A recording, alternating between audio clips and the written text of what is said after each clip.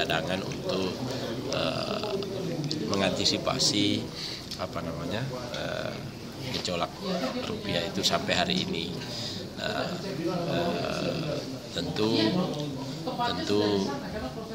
saya sih masih optimis, masih yakin bahwa negara kita baik-baik saja jika dibanding dengan negara-negara seperti Turki, Venezuela, bahkan Malaysia pun hari ini itu jauh lebih berat posisinya karena memang secara posisi ekonomi makro kita relatif sangat baik.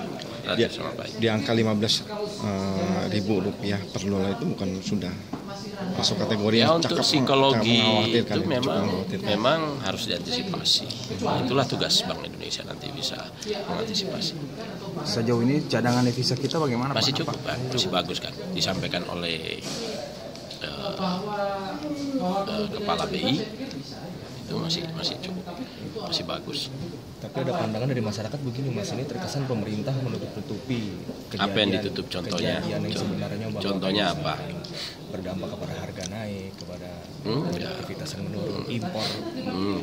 Jadi kenapa defisit perdagangan kita itu tinggi bukan karena soal impor, tetapi impor terhadap bahan baku pengerjaan infrastruktur, baja, macam-macam. Jadi nilainya meningkat itu karena bahan baku untuk membangun, bukan karena yang lain. Tapi kalau mengenai kenaikan dolar ini bukannya beban utang kita bertambah gitu? Ya pasti. Itu kan saya bilang nggak bisa. Siapapun yang memerintah hari ini itu tidak bisa mengelak dari akibat internasional daripada pergerakan ekonomi global itu nggak bisa. Tetapi yang bisa kita lakukan sebagai pemerintah, sebagai sebuah bangsa mengantisipasi, mengurangi dampaknya, mengurangi pergerakannya dikurangi dan seterusnya. Pak, untuk mengurangi beban itu, otomatis kalau kita menukarkan dolar dalam bentuk rupiah itu bisa berpengaruh gitu kan? Iya dong. Kesadaran masyarakat untuk tidak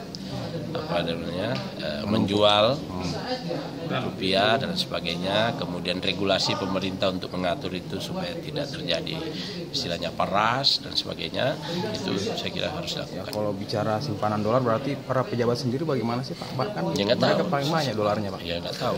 Ya yang punya banyak dolar ya ditukar lah. Tukar ya. Kalau saya nggak punya dolar. Mas, terkait dengan perbedaan persepsi soal